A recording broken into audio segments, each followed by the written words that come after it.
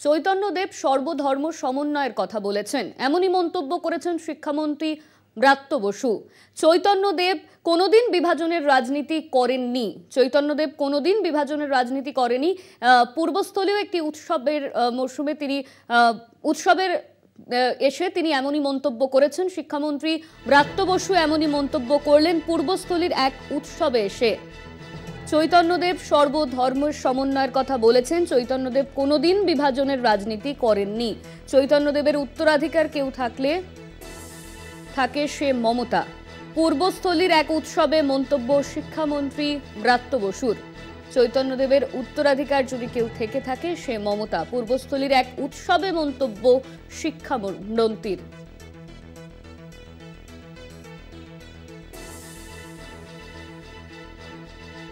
চৈতন্যদেব সর্বধর্ম সমন্বয়ের কথা বলেছেন। চৈতন্যদেব কোনো দিন বিভাজনের রাজনীতি করেননি। চৈতন্যদেবের উত্তরাধিকার যদি কেউ থেকে থাকে সে মমতা। পূর্বস্থলীর এক উৎসবে এমনই মন্তব্য করেছেন শিক্ষামন্ত্রী। আমাদের সঙ্গে রয়েছে আমাদের প্রতিনিধি চন্দন সেনগুপ্ত। চন্দন, চৈতন্যদেব সর্বধর্ম সমন্বয়ের কথা বলেছেন, পূর্বস্থলীর এক উৎসবে এমনই মন্তব্য করেছেন শিক্ষামন্ত্রী ব্রাত্য বসু। ঠিক কি মন্তব্য করেছেন তিনি? দেখো, ব্রাত্য বসু আজকে পূর্বস্থলীর একটি অনুষ্ঠানে এসেছিলেন।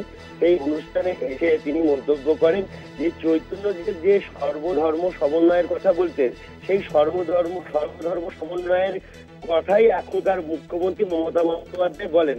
সুতরাং চৈতন্যদেবের উত্তরাধিকারী মমতা বন্দ্যোপাধ্যায়, এটা বলা যেতেই পারে।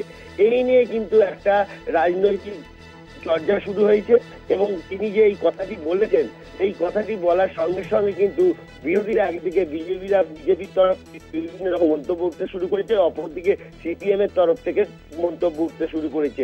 কেননা যে মুখ্যমন্ত্রীকে মহাপ্রভু চৈতন্যের সঙ্গে তুলনা করেছেন। যেটা বলা যায় যে এই যে ব্রাত্য বসু যেখানে এসেছিলেন অনুষ্ঠানে, তার ঢিল দূরত্ব হচ্ছে মায়াপুর। অর্থাৎ তিনি সেই কারণে মায়াপুরের যে কাছে সেই প্রসঙ্গে তিনি চৈতন্যদেবের কথা বলেন এবং তারপরেই নিয়ে আসেন উত্তরাধিকারী সূত্রে যে মমতা বন্দ্যোপাধ্যায় একমাত্র তিনি উত্তরাধিকারী, সেই কারণেই তিনি এই মন্তব্য করেছেন, এমনটাই জানা গেছে। ধন্যবাদ তোমায় চন্দন। আমাদের সঙ্গে ছিলেন আমাদের প্রতিনিধি চন্দন সেনগুপ্ত। আমরা যে খবরের দিকে নজর রাখছিলাম, চৈতন্যদেব সর্বধর্ম সমন্বয়ের কথা বলেছেন। চৈতন্যদেব কোনোদিন বিভাজনের রাজনীতি করেনি। চৈতন্যদেবের উত্তরাধিকার যদি কেউ থেকে থাকেন তাহলে সে মমতা। পূর্বস্থলীকার উৎসবের থেকে এমনই মন্তব্য করলেন শিক্ষামন্ত্রী ব্রাত্য বসু।